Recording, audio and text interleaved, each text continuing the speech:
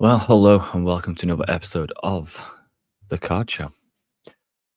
What a crazy one we've got today. Actually, it's I don't know how I go about this.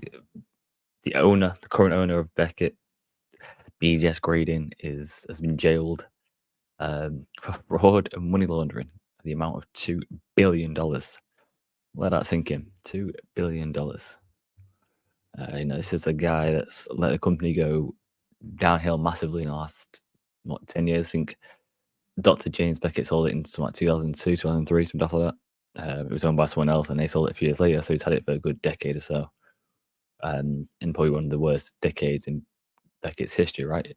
Um, yeah, I don't know what this means. I mean, so far it is business as usual. I'm hearing, but,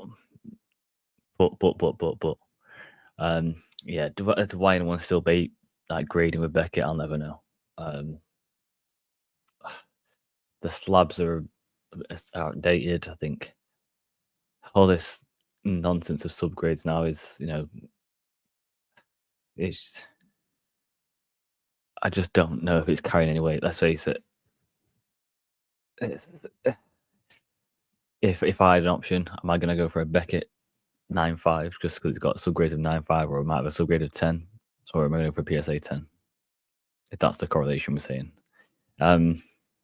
Yeah, they sort of messed themselves over COVID, which didn't help.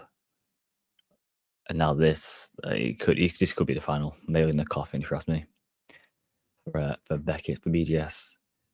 I mean, the only other side is does Fanatics buy it and revamp things? But yeah, it's just a sorry state for someone that's been so staple in this hobby. I mean, there's a reason why a lot of the old vintage and stuff like that is graded in Beckett, is because it was the place to go. The magazine was sort of gospel, and in similar ways to like the cigarette sort of catalog each year tells you the price of cigarette cards. Similar to what Beckett used to do. The people that don't know in hobby them days, that was the easiest way to price. It wasn't comps them days. Beckett magazine would have the comps for you. That would be the comps. So yeah, hopefully it can get saved. I think it's a part of the hobby history, and it needs saving. But this is just not looking good.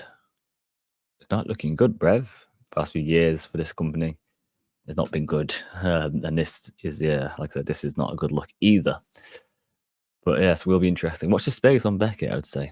Watch the space, because this could go one or two ways, right? It's either the end. This is the final nail of the coffin.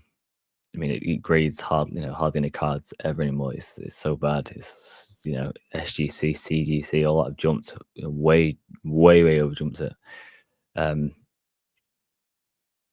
Yeah, so that's how bad they are at the moment. Well, like I said, they could get bought out. And again, if it is Fanatics, that's going to change a lot of things. If it is PSA, similar to what it is SGC, it could be very, very interesting as well. But yeah, definitely watch the space. But talking of PSA, I mean, it's just short and sweet here, like this, straight to the point. Talking of PSA though, PSA, they've opened up what they called it, a new feature of direct eBay auctions and offers to cards in a PSA vault.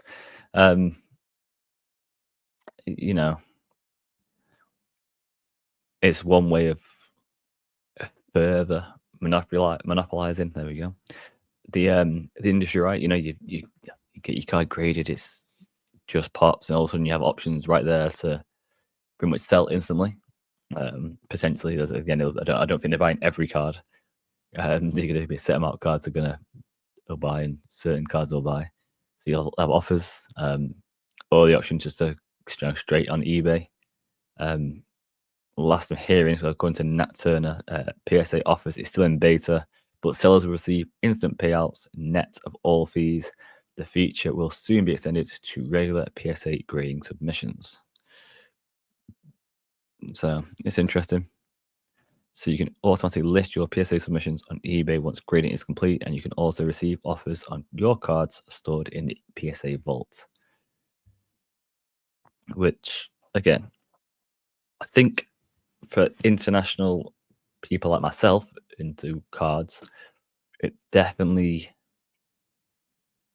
I can see it definitely streamlining how I do cards. So currently for me, what I need is like a third down in America. That's what I need. As a lot of the cards I buy, or especially when it comes to investment wise, is American sports, and it's usually from America. So the rookie quarterbacks, the sort of college quarterbacks, uh, that sort of stuff. So I'm getting it as soon as possible. I then get sent to my US locker. So there's, let's say, 2 or 3 days, depending on how much is in there each week, month, then get sent to me. Then it comes over to me looking it over, make sure I'm not wasting money by sending it to grading, giving it a little wipey wipe, make sure it's in good nick, make sure it's got the best possible opportunity to get the best grade, and then send it off to PSA. So I theoretically am behind people, especially in America, by a week, 2 weeks. You got to think about the time it comes to me, look at it, send it back to get it released on PSA, send it to PSA, etc. Whereas some people can get the card and literally drive it up to PSA. That's how some people are lucky enough to drive up to a PSA submission center and done. Then he has to wait whatever submission portal they put it in and wait X amount of weeks, months, whatever. So I'm just a bit further behind that. So it just means it's very hard for me to be sort of like first to the market.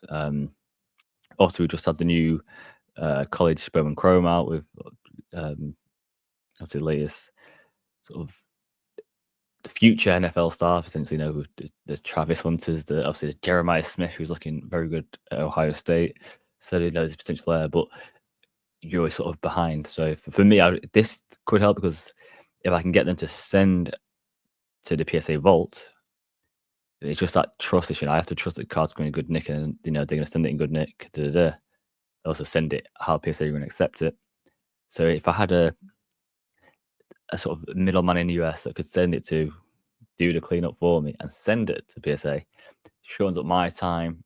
I'm dealing with less. My money's tied up shorter amount of time. Obviously, it's in less hands. It's not coming to my US locker. So it gets sent from one. The person gets it. He has to send it to postman. Postman takes it to the office. The office dealing with it. That gets sent to my locker. They deal with it. They send it to a postman.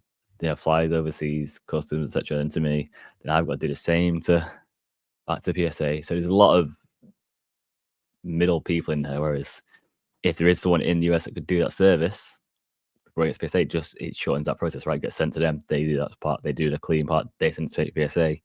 Boom! I put it straight onto eBay auctions. Done and dusted. So it's a very, very easy way and good way of automating the sort of business, and they're making it a little bit more profitable as well because you're on the first in markets. Yeah, you could possibly do it. Again, it saves a lot of money on postage because I'm not going to UK after that and paying for my locker. So yeah, there is always that. I'd say there's always that side of things. But it's interesting. I do like this sort of move from PSA.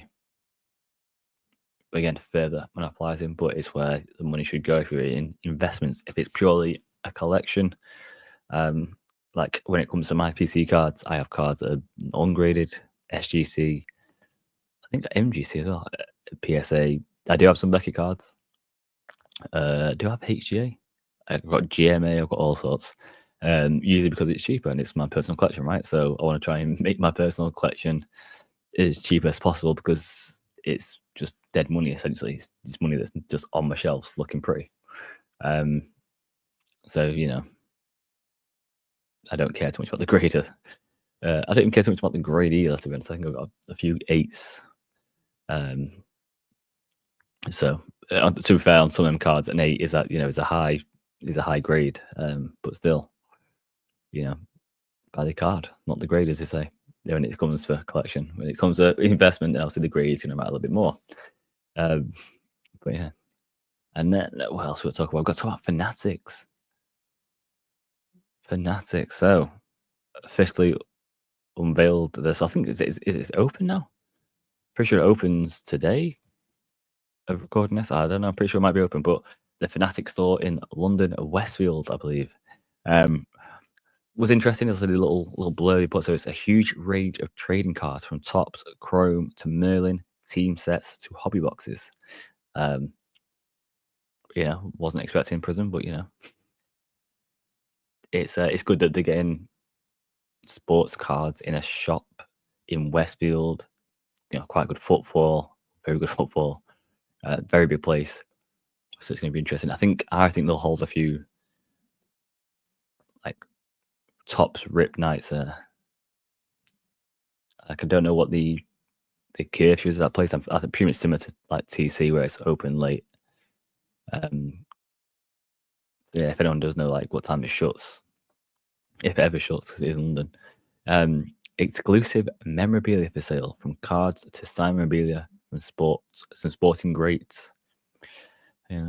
Trading card experts on hand understand the world of trading cards. So that's going to be interesting as well, because I think a lot of people, and I am quite critical of Tops having not enough people in cards in their business, if that makes sense. There seems to be a lot of people that are in business in cards, so they pump out a lot of stuff and the designs get passed and there's a random stuff seems to slip through nets. I'm like, it's because they don't care. It's because they're just business people. So that's going to be interesting. Maybe it's learning me a lot of these people you see on Instagram that finally got a job at Tops and this is what the job is. So working at Tops in the store, being experts and helping people. And it'd be interesting to see how long that lasts, if it's that sort of thing. Special guests and influencers events even. Meet your heroes, take photos, and get their autographs. Jesus.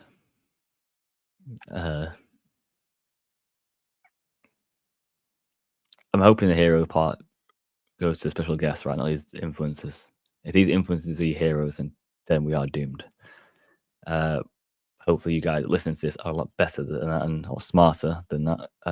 But yeah, influence events. Jesus. Special guests again. I reckon that's alluding to the Tops ripped nights. But what do I know? Take a card, leave a card wall, give a card you don't want, and replace it with one you do. They've done this at London, right? London Card Show, and I remember the first one. Like, listen, you're not going to go in there and get fives, autos. I think a few people were doing that, like leaving some random, like decentish cards, for the next generation, all sorts of stuff. Good for them. Nice little thing you did. But yeah, I think it definitely helps for like set collectors and real collectors because you'll get cards there that nice and easy to if you've got doubles, you've got doubles. Nice and easy to do swapsies. But yeah, it's nice. It's nice, especially for that younger generation. Personalized card creation booth. Create your very own personalized Tops cards. Now, that's something similar at Scotland Card Show. So it was not the Glasgow, it was the Edinburgh one, and they changed it from Glasgow Card Show to Edinburgh, Scotland Card Show. So they definitely had something similar. It wasn't a booth, but yeah, it was something similar, and it was good. It was good. I rated it. Builders. So I rated it. I think I got some. I got one with Sports Card Scotland's belt. I think I went the next day and had one with my little award. But we can see through, couldn't really see it too well. But I got my little award, and yeah, it was a fun time, man. It was a fun little thing to do. I saw a lot of kids going there, and there's a few different settings to choose from, so different cards. That was cool. That was cool. I don't know if they've been doing it at other shows, but yeah, that was definitely the first place I saw it at, for sure. That I remember anyway. Scotland Card Show. But yeah, definitely that's a good idea. So yeah, let me know. It's interesting because also everyone knows that Tops did their first official sort of rip night in the UK up at Kaboom. So let's hope that it's not like a I'm going to say a takeover. I hope it is more of a we can work in tandem sort of thing.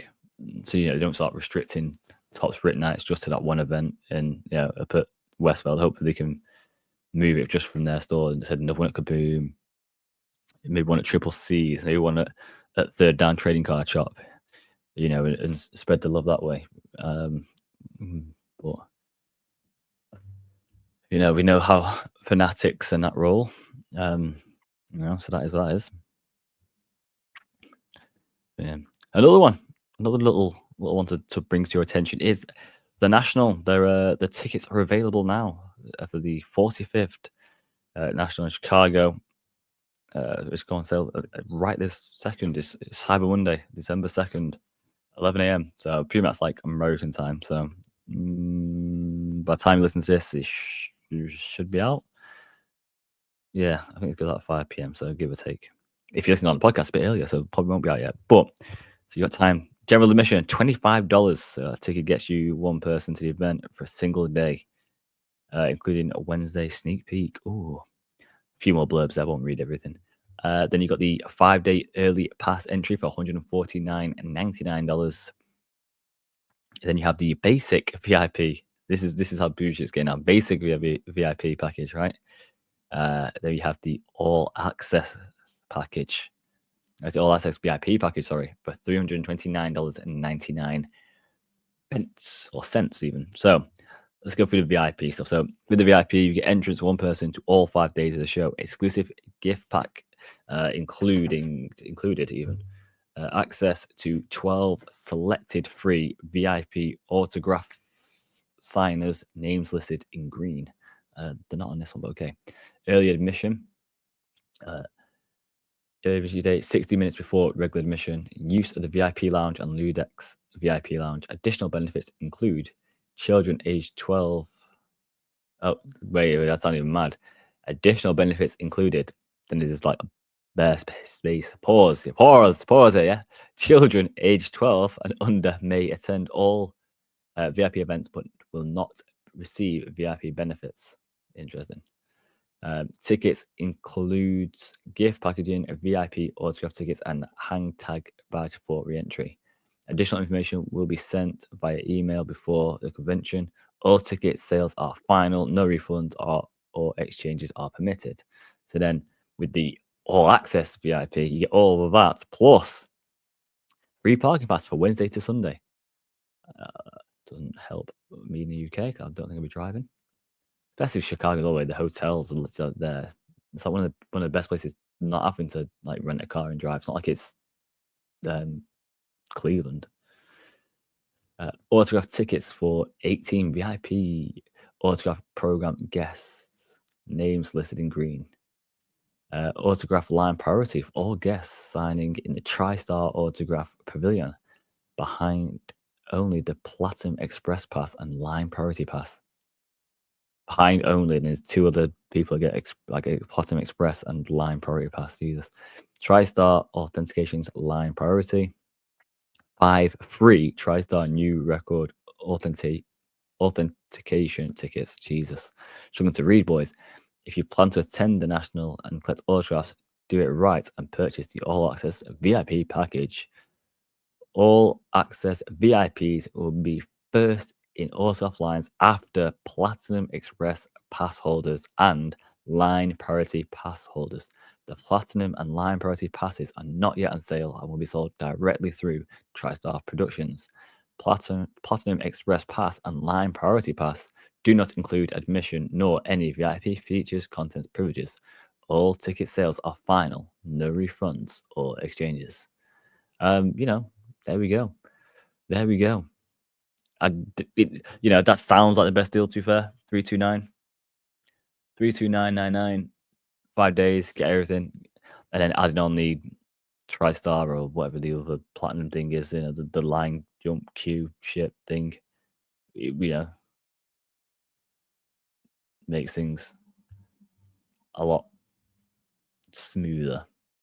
And again, if you don't collect autographs, that's not your thing. If you're just like, I'm just not there for your autographs, maybe look at the list who's there, and if it's not for you, that's not your bag, then yeah, for 100%, just dip out and don't pay for that, because it doesn't seem like you need to if that's not your thing. Not much of a difference. But yeah. Other than that, what else we got for you? The Oasis concert trading card series as well by Iconic Trading Cards. Obviously, Lawrence was on recently. Shout out to Lawrence. Big thanks for coming on for your time.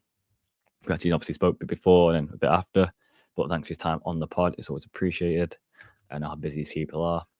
But yeah, they released they're getting only 1,000 cards. I think what I didn't know was that it was like I knew it was limited, but they're going to time limit as well. So I think it's time limited. So if you've not got your card, I think you best hurry up. I think it's running out real soon. I don't think there's many left either. So get what's going on here? What's going on, you guys? What a perfect sort of Christmas card, a Christmas gift, right? So it's still available, £25, 20 pence, and there's still a couple available. But what I think it's a great little Christmas gift as well. That price, really, really good price point. Obviously, Lawrence talked about it a lot in the last pod, so go back and listen to the last pod for any more information. But yeah, check out iconiccards.ie. Get yourself over there, pick up the card. That's a card. You never know, you might get one for a gift for someone, and they might get like the super rare one of one. And then was it black and white? It said 10. You could be that lucky. I've ordered mine. I did put the post up. I've not received it just yet. I don't know when it release. I don't know when it gets in, but yes, I will. I will obviously unload that. But yeah, that's it. That's it on that front. Other side of things, let's talk about sports. F1. See, it seems almost like normal service is resumed, right? Max is sort of back to winning races and winning titles. Lewis has had a bit of a mare and what is it quit but couldn't quit it from was he 11th as well? Like he could have pushed for the last 8 or 9 laps, whatever it was going on. Well, it was less than that maybe. I don't know. It was yeah. F1's back in a weird space again. After such like a thrilling middle section, right? Of the resurgence of Lando, even Lewis winning race and George picked up a win in some polls. Yeah, but yeah, I think now all eyes on next year. What's he one race left now? So all eyes on next year. Louis at Ferrari. Ooh, baby. Don't know if anything else interesting is happening on there.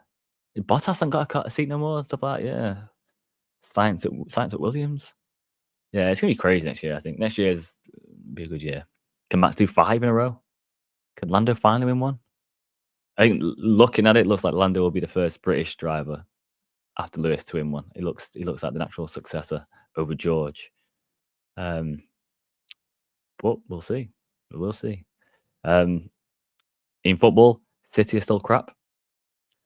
They just look dreadful. I mean, if ever there's been a sort of a advert for refreshing the team every year, this has been it.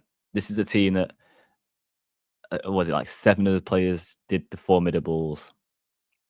I think it was like 6 of them did was it 6 or 5 of them did the Centurions. 9 of them, or 10 of them did the treble. And then obviously a lot of them had done the 4 in a row Premier League titles, which they've done before. And it looks aged. I think the only plus side is Nunes looks good.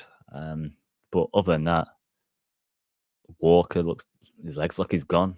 So they definitely need a new right back. The centre back scenario, we've always known about John Stones having injuries, so that's nothing new. They definitely need to freshen up their defence. Obviously, getting rid of Laporte last year was interesting. I think he was always a decent sort of centre back and left back to come in. They never, midfield again. No Rodri. Kevin's just getting back to match fitness after a full night, and again he's old, so he needs replacing. Like Florian Wirtz needs to come in there. Tell me I'm wrong. Yeah, I mean we need that. Obviously Doku's been injured. Sabino had a little injury, and again, even for someone who's in the first year of Pep, it's not often to get this much game time. But it's like the Desperado who had played him a lot because he had to. Obviously Jack Greer's been injured. Yeah, it's just been one of them things, and I don't want to talk real injuries, but yeah, the team needs a rejig. It needs. I wouldn't be surprised 1 or 2 coming in Jan and 4 or 5 coming in the end of the season, and you might say farewell to a few. But we'll see. We shall see. I don't know. NFL wise, it was a weird one this weekend because obviously we games on Thursday with Thanksgiving, games on Black Friday. Chiefs beat Raiders. Let's go. Crazy call. I think the Bills looked really good yesterday. Um, yeah, I think looking at what the 49ers had to deal with, and then it was interesting. It was interesting. I think the change. I think it. No, I think it changes now from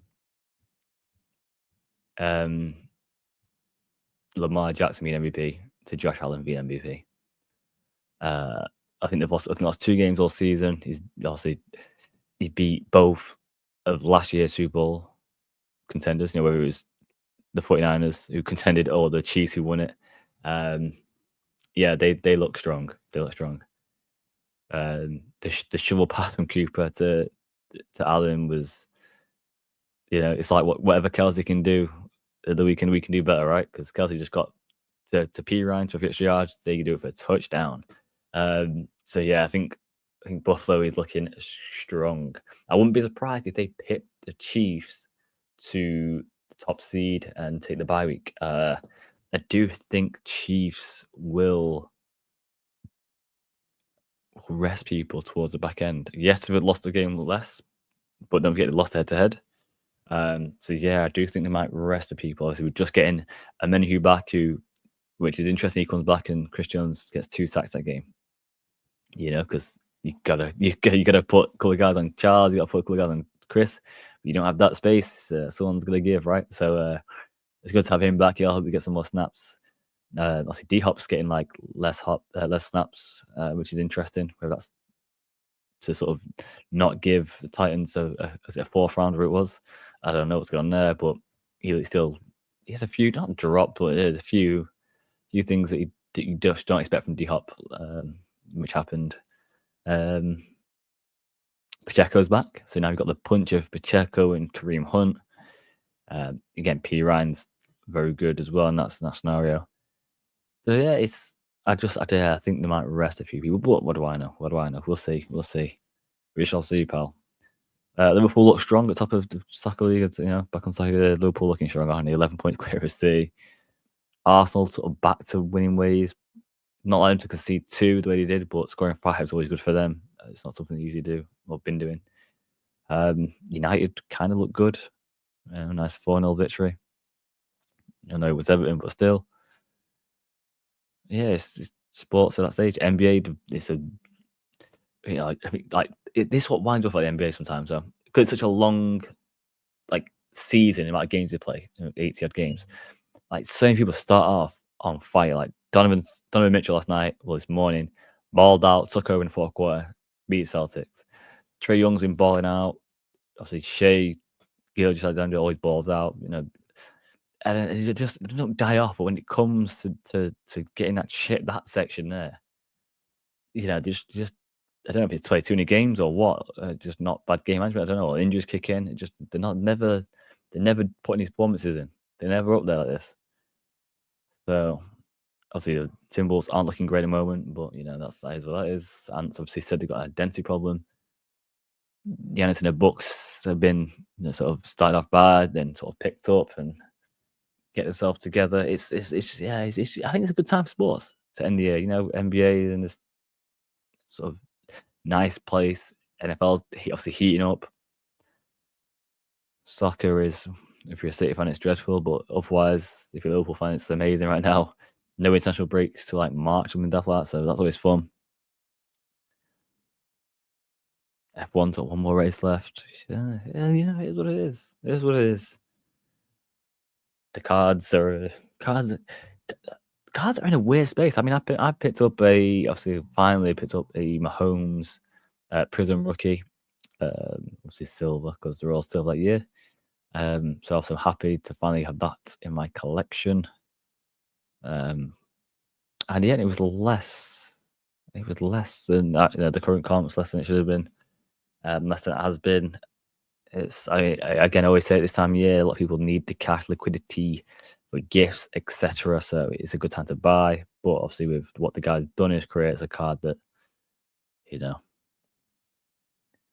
can't go too far down, right? He's a legend of the game. So yeah, it's a weird moment for cards. it's a good time to buy those things. So keep an eye out if you're interested in buying this time. If you had the liquidity, the cash liquidity, whatever to do it, it could be a good time to get some steals, especially for your collection. So yeah, keep an eye out. But that's another short and sweet episode from me. I will love you guys and leave you. Appreciate you guys listening and saying this while you are the real MVPs.